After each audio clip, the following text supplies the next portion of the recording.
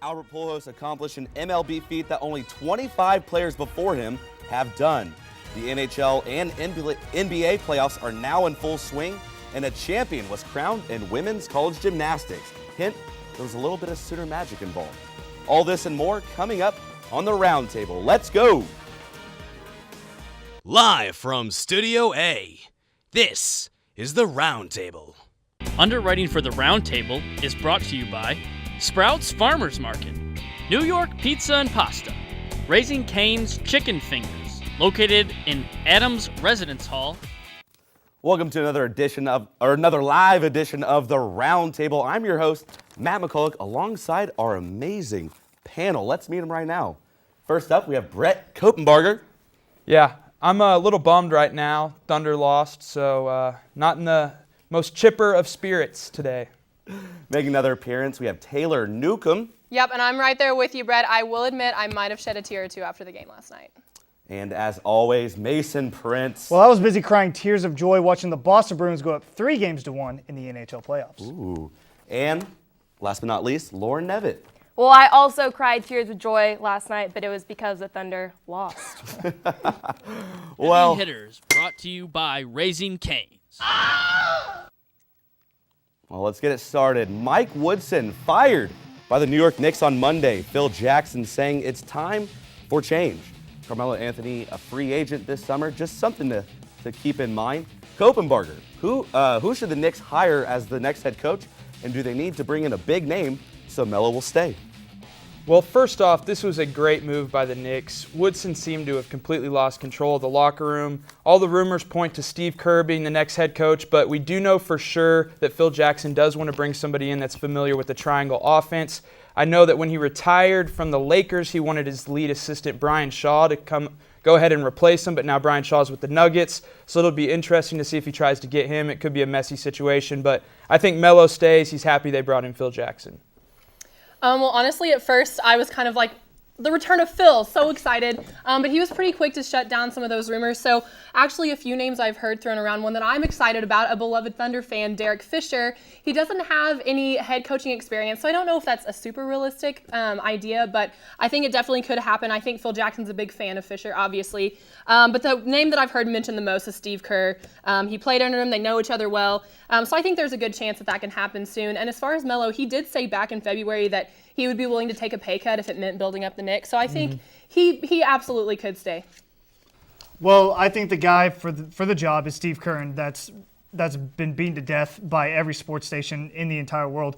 What I'm going to say is unrestricted free agent. You need a guy who has championship experience. Who's an unrestricted free agent this summer? Dirk Nowitzki. Get him in New York with my boy Carmelo. That's his best chance at winning a title. All right, I don't think Dirk's leaving the Mavs, but in a perfect world, Phil Jackson would be the head coach. But like everyone else is saying, I think the best decision is going to be the front runner, Steve Kerr. As far as the Knicks go, I don't think you make any decisions based on Carmelo Anthony. Yes, he's this big all-star, but I don't think he's really doing much winning for that team. Obviously, Phil Jackson has some championship wins under big players like Michael Jordan, Kobe Bryant. Why am I saying Jackson? Well, all really interesting stuff. I like it all, but I'm going to give the first point of the game to Taylor Newcomb. She takes the first one. Put her on the board. Good job. She gets one. That's right, everybody. All right. Well, Albert Pujols reached the 500 home run mark on Tuesday. He became the first player to hit his 499th and 500th homers in the same game. He has been a power hitter for a long, long time. Newcomb, where does he rank among the 500 home run club members? Well, I think that no matter where he ranks here, honestly, if I were him, I would just be happy to be there. He's in the company of the greats. Babe Ruth, the first ever to join the club, Mickey Mantle, Reggie Jackson. And honestly, you can't place him yet. He still has 7 years left contracted with the Angels. So I think he has a really long ways to go. And I think he might be able to break into the top 10 most of all time. You're right. I mean, he's not in the top 10 right now, but shout out to the St. Louis Cardinals for tweeting a congratulatory tweet to Albert Pujols, bunch of the classiest fans in the MLB, St. Louis Cardinal fans. Guys like Willie Mays, Hank Aaron, Babe Ruth, Ted Williams are in the 500 home run club.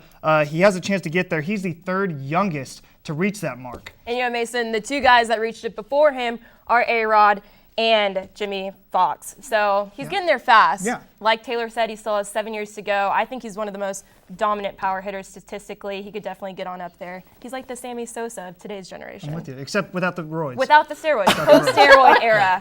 Yes, okay, so Pujols gets 500, but it seems like no one really knew about it because ESPN didn't really publicize it, you know? So it's good to see him healthy, but because last year he was injured and he was taking a lot of criticism because when you have a contract that big and for that long and to not produce, a lot of heat is on you. But Angels still need to get it together. When you have Mike Trout, Josh Hamilton, and then Albert Pujols, you got to win the AL West. Yeah, well, I'm going to give this point to Mason Prince. I like you dig through those stats to find that. I like Last it. show, got to do the it. youngest. I just wanted to see him dance, to be honest. All right, moving on. Yeah. Schedule. The NFL schedule. The NFL announced and released the 2014 schedule on Wednesday. Lots of good matchups, and the defending Super Bowl champion Seattle Seahawks will open up the regular season against the Green Bay Packers. Prince, what game are you looking most forward to? I mean, forget the games. How about the first week of games? You got Niners, Cowboys, Colts, Broncos, Dolphins, Pats, Bengals, Ravens, and the revenge of Fail Mary, Green Bay Seahawks. Fail Mary. That's the one that I'm going to be watching the most. Give me that game as the one that I'm going to be clicking to right there. All right, well, being from Dallas, I'm a Cowboys fan, so I'm looking forward to Cowboys versus Texans at AT&T Stadium. I'm sorry. Obviously, it's going to be bragging rights for the state. That's all on the line. Texans only won 2 games last year. Maybe if they get Manziel or Clowney, they'll offer up a little bit more competition against the Cowboys. All right, that first game of the season, Seahawks-Packers, it's going to be nuts. It's a Thursday night game, and now they're doing those on NBC, so that should be interesting to see how the broadcast is. But, you know, what's better than eating some turkey and mashed potatoes on Thanksgiving Day and watching some good football? Because Thanksgiving Day does have the greatest games. You have Eagles-Cowboys, a rivalry game, then the Seahawks-49ers. Then as a Chiefs fan, they play the Broncos week 2, which is great because last year they had to wait till week 10 to play them. And then, you know, Monday Night Football, Chiefs-Patriots week 4. All right, well, I'm going to go with maybe an obvious choice. I'm going to say Broncos-Seahawks Week 3, Super Bowl rematch. That was probably one of the worst Super Bowls I've ever witnessed. Such a blowout. It was so boring. And I honestly think that the Seahawks weren't that much better than the Broncos, but the Broncos did not show that. I think this rematch will be a big game for the Broncos to be like, hey, we're still here and we're going to dominate this year. Plus, I think if the Broncos are able to win at Seattle, that's going to be pretty scary for the rest of the league. Well, not bad stuff, but Cope, you know I like to eat. All I need to hear was Thanksgiving. Cope gets the point. He's on the board. I love Thanksgiving. Nothing better than Thanksgiving football and the mediocre Detroit Lions. Lions. Oh, wow. All right, well, the Boston Marathon was run on Monday, an American winning the race for the first time since 1983. After the events that took place in 2013, Lauren, was it important for an American to win, and what is the ultimate significance of marathon continuing to go strong? Well, I don't really know when it's not important for an American not to win the race. I mean, the race is in America. If you're from the U.S., you're going to want to support your country and have an American win the race. And it also shows that the U.S. doesn't falter in the face of all the terroristic threats. They're ready to fight. Right. And as an American, I'm glad an American won. But I think regardless of who won, it would have been a great event because of everything that went down last year. And, you know, everyone's rallying behind the Boston Strong, you know, kind of theme. And the winner, Meb, and I'm going to try to say his last name, Kefgizi, I don't know, but he won the New York Marathon in 2004 and a silver medal in the Olympics, so that's pretty cool. And then in an interview afterwards, he said the entire time he was thinking Boston Strong in his head, so that's pretty cool. That is really awesome. And honestly, I think the significance of this race as a whole is just that we're really resilient. And that's not just Americans. There were 9,000 more participants this year from all over the world that were there to show their support and show that that one incident is not going to keep a tradition like the Boston Marathon from happening. Obviously, it is awesome that an American won. He's the first man to win since 1983. But honestly, no matter who the winner was, I think the most important thing is that people came out and participated and didn't let last year scare them away. People have been saying Boston Strong all year, and I think that this year really showed that. You didn't need an American to win, but it definitely helps. I mean, this race is run on Patriots Day. It's a huge holiday in New England, primarily in Boston. That city has come together so strong, Boston Strong, all year long, and that is what is most important to them. It doesn't matter who won the race. It matters that the race was ran. So that's the best part about it. Completely agree with everybody. Everybody gets a point on this one. I can't come up with a clear winner, so everyone gets a point. You're all on the board. Hey, good job, everyone. Yeah, nobody's happy. Everyone. All right, Well, coming up, the NBA playoffs are heating up across the board. Also, the NHL playoffs are continuing to roll. We'll discuss each when we come back on the roundtable. Stick with us. Welcome back to the roundtable. Well, before break, everyone got a point, so everybody's on the board. That's the good news. But Taylor Newcomb and Mason Prince are the front runners right now, with both tied at 2. Still got a lot of game left to play. The Bandwagon, brought to you by New York Pizza. All right, starting with the NBA playoffs. Plenty of drama, and things are getting chippy in many matchups. An elite seed holds a series advantage over a one seed, with storylines abundant and surprises across the board. Coppenbarger, after seeing what is starting to unfold, what is something that we should expect for the rest of the first round? Well, you can expect 7 games out of this Thunder-Grizzlies series. And if you have not been watching this series, I don't know what you're watching, because it is the greatest first-round series in NBA history, as far as I'm concerned, even though I'm not that old. But anyways, Scott Brooks needs to figure out a game plan on how to get Kevin Durant open. Tony Allen is in his grill the entire time, so that'll be interesting. One of the great defenders in this world versus the best scorer. So that's a great matchup to look for. Obviously, the Clippers-Warriors is intriguing. It'll be interesting to see if the Pacers come back and beat the Hawks. So, yeah, speaking of the Pacers, what the heck is happening? They're coming in hot all season, and now they're playing the Hawks, and they've dropped 2 games in the series. It's one thing for the Thunder to lose 2 to Memphis. Obviously, Memphis is great, but to the Hawks, I don't know. I know Kyle Korver and Jeff Teague for the Hawks were both hitting some crazy 3-pointers the other night, a 4-point play in there. But the Hawks are playing with some swagger right now, and apparently the fans are chanting overrated at the Pacers, and they might be right. True. ooh. I'm going to make this easy for you guys at home. Miami, sweep.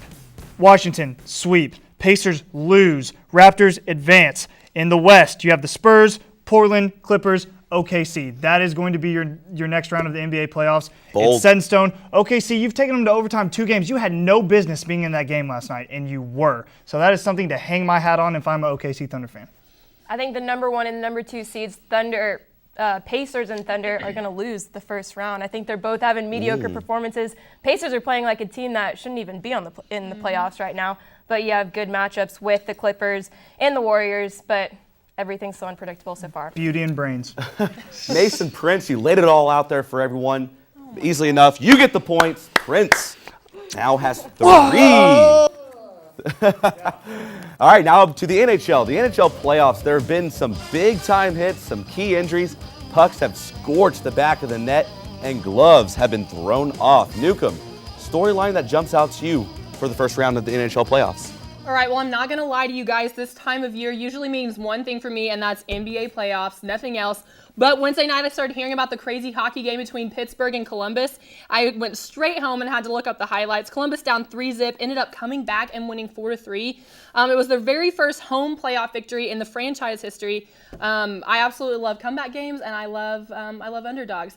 And fun fact, viewership this year for the hockey playoffs is up 63%, so they're coming in hot. That is good. Well, the biggest storyline for me is my San Jose Sharks, who I picked to win the Western Conference long time ago. They were up 3 games to 0. That's all I'm going to say, Matt. And also the Columbus Blue Jackets. Who are you? You're tied with the Pittsburgh Penguins? That's crazy to me. Boston Bruins up 3-1. If you aren't watching the playoffs, you're wrong. You need to. Well, Dallas Stars were down 2-0 against Anaheim, but they're now tied at 2-2. Just the give her the first point, game, Matt. they just got outplayed, but now their coach, Bruce Boudreau, is complaining that they're being too physical, so they're just going to use that to their advantage. It's hockey. Yeah. Dallas Stars are coming back with revenge. You're right. Ooh. The storyline for me is the Blackhawks falling behind 0-2, but then fighting back and tying the series back up with the Blues. I picked the Blackhawks and the Bruins last week for a rematch of the Stanley Cup Finals. Because Mason wasn't here, I had to rep the Bruins for him. But Patrick Kane, big-time winning goal this week. So, Blackhawks, biggest storyline. I got to go with Nevitt on this one. Oh my the God. hometown team, the Dallas Stars. He wasn't even listening to us after that point. He was like, Dallas Stars. All that series. I love it. Yes. I love it. There you go, Nev. All right, well, Stars. when we come back, Kevin Durant saved the Thunder in Game 2 of their playoff series. It was an incredible play. You don't want to miss it. Also, we're going to talk about pine tar. The stuff that you just put on your neck like every normal person, right? Yeah. Well, we'll have that and more after the break. Stick with us. Welcome back to the roundtable. Mason Prince is our winner. Well, not winner. He's our leader right now. I'm sorry, guys. Don't hate me. He's our leader. Hey, there's still a lot of games left. No, everyone's just right there, so chill, all right? Chill. All right. Quick Hits, brought to you by Sprouts. All right, Kevin Durant with the Thunder trailing in the fourth quarter of Monday's Game 2 against Memphis. Look at this. From the corner, sinks it completely off balance for the nice 4-point play. Prince, is he a human being? Maybe he's born with it. Maybe he's KD. Honestly, that's what it is. He is #blessed. He just throws it up and it goes in. The basket is an ocean. He's fantastic. He's by far the MVP of the season. All right, if you look at that play alone, no, he's not human, but that shot was a fluke. He would never be able to make that shot again if the chance came up. If you watched last night's game, as soon as he got physical pressure from the Grizzlies, he kind of broke down, you know? He is still human. Well, he's like $135. So, I mean. Sadly, I'm going to agree with Nev a little bit on this one, but not to the extent. He is human, but KD is a beast. Okay, Westbrook made a similar shot. What are the chances that, the Thunder, 2 games in a row, a 4-point play to force overtime, and then they lose both of them? Yeah. Very upsetting as a fan, but they should be okay. Well, I'm going to go and say no, he's not human. He is a total stud. Ooh. I've been saying it all season. Nobody deserves MVP like Kevin Durant. He's been a better leader to his team than anybody else in the league. He's stepped up when he's needed to. He's stepped aside when he's needed to. I absolutely love him. MVP all the way. Giving KD some love. I'm going to give Taylor Newcomb some love. She gets that one. I agree. He's not a human. That was beautiful. Yeah, beautiful. Love ya. All right. Well, the Sooner women's gymnastics team claimed the program's first ever national championship last weekend. Senior Taylor Spears also earned the national champion honors on the balance beam. OU tied Florida for the first overall, so it was a shared national championship. Nevitt, are you all right with this? You know what? I'm not all right with this. Being the national champion means you're the best of the best. You shouldn't have to share that title with anyone. The feeling just isn't the same. There should have at least been a tiebreaker or something to determine who the best is. You really just can't say there's 2 best because there aren't. There's only one number 1. I definitely agree. A tie is not okay. It's like kissing your sister, which is really just awkward. And it is. I'm proud of the women's team, Boomer Sooner, but this does show that Joe Castiglione is the best athletic director in the nation. So great coaching hires all around for him, and he will be on some Panic Sports Spin, I believe. Yeah. Okay. Jesse, baby. So tune into that. Wednesday. All right. Well, I am absolutely not okay with this in any sense. Maybe it's the competitive spirit in me, but tying is not winning. I want to be the best. I don't want to be the best, but this chick over here is also pretty good too. No, Soul Survivor. There's only one winner. Absolutely ridiculous. I would be so ticked if I was the women's gymnastics team right now. Hold on. What was that? So my sources are telling me that Brett Coppenbarger does in fact have a sister. So that is a fact. You can't tie. Ties are lame. That's why the NHL did away with them. I don't know why soccer still has them. Probably because they're soccer, and that's why. So. Cope, you're gonna take this one, man. That was that was from left field. I do have a sister, and watch out. Oh my God. Oh, it's a tight race here. All right, the 100-year anniversary of Wrigley Field was celebrated on Wednesday, ended with a blown save by Chicago Cubs and a win by the Arizona Diamondbacks. Cope, would you expect anything different from the Cubbies? Absolutely not. I actually got to watch some of this game, and they lost it in complete Cubs fashion. Wrigley Field is great for sports, though, and they are renovating it, which should make the Cubs better, so they will be able to bring in better free agents. Yeah, right. Therefore, just not be so bad. Yeah, and honestly, I'm not surprised at all either. It's a shame because they put so much effort into the whole retro feel. They said they even had the janitors and the concession workers dressed up in 1914 gear. But honestly, I read an article the other day that said that Cubs are the nation's beloved losers. That's not really something I'd want to be known as. So no, I'm not really surprised. Well, how about the fact that Sammy Sosa wasn't even invited to the celebratory gathering of the Cubs? It's sad and pathetic. But I mean, the Cubs. By the way, fun fact: Wrigley Field and Fenway Park are the only ballparks over 100 years old in the MLB. The Red Sox lost on their 100th birthday at Fenway Park also. So, Cubs, you aren't alone, but you're still awful. So. Yeah, it's definitely not surprising. They are the most cursed team in Major League sports. It's just a known fact. They haven't won a championship since 1908. For those that are mathematically challenged, that's over 100 years ago, in case you didn't know that. The last time they even appeared in the World Series was almost 70 years ago. Just throwing numbers right at you. But this team is just cursed. There's no helping them. Prince, you're going to take this one, man. You jump out to the lead. We got 4 points now. I like bringing up Sammy Sosa. Yeah, that's how I do. All right, well, moving on. The New York Yankees starting pitcher Michael Pineda ejected on Wednesday against the Boston Red Sox for pine tar on his neck. Foreign substances are not allowed on any part of the body. And this is not the first time that he had this. Newcomb, should MLB ban pine tar altogether? Honestly, I don't think it's necessary for them to ban pine tar. You just said foreign substances are not allowed on any part of the body. Michael Pineda, he knew better. Especially, like you said, the same thing happened a couple of weeks ago. So honestly, I think it was just pretty stupid of him to even try it. It was pretty obvious right there on his neck. He's been suspended for 10 games, but that's only going to have him missing 1 game in the pitcher's rotation. So I honestly think that's almost too fair. Hopefully he'll be a little bit smarter next time. Not only did he do it earlier in the year, he did it against the same team, and John Farrell caught him. How stupid do you have to be? Like, man, batters need it, fine, but my Lord, will you use your brain? Did you hear him in his post-game press conference?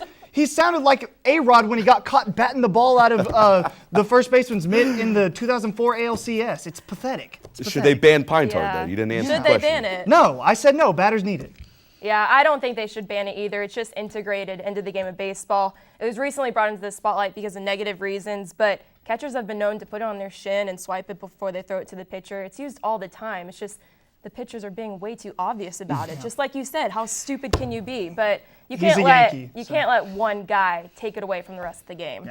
Yeah, I've heard of pitchers, mixing it with sunscreen to make it clear, but I don't think they should ban it. Maybe give Pineda a bigger punishment, but that was so obvious. And Derek Jeter, did you see his face out there? He looked embarrassed to be associated with them. Absolutely And you got to feel bad for him, his last, go around. And like you guys said, not his first incident and only going to miss 1 start. They have 2 off days during this 10-day span. It's bad.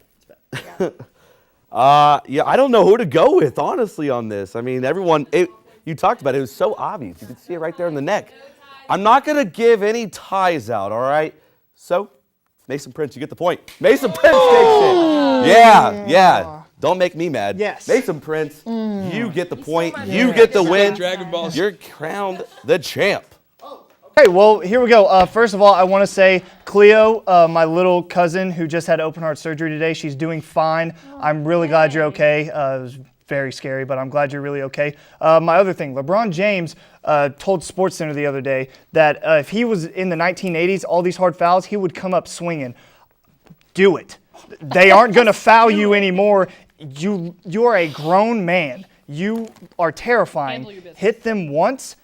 No more hard fouls. I guarantee you. Larry Bird, that's what he did to the Pistons. If you watched The Bad Boys, the documentary on ESPN the other day, that's what happens. You come up swinging, LeBron. You're a big boy. Show everyone you're a big boy. Well, interesting stuff. Hey, we actually have a little bit of extra time. Guys, NBA, NHl playoffs, which one has been your favorite so far and why? Oh, NBA, Yeah. no question. No, But question NHL at all. playoffs is a different level than the regular season, though. NHL playoffs, because you can break your leg in the NHL playoffs and you still play on the court.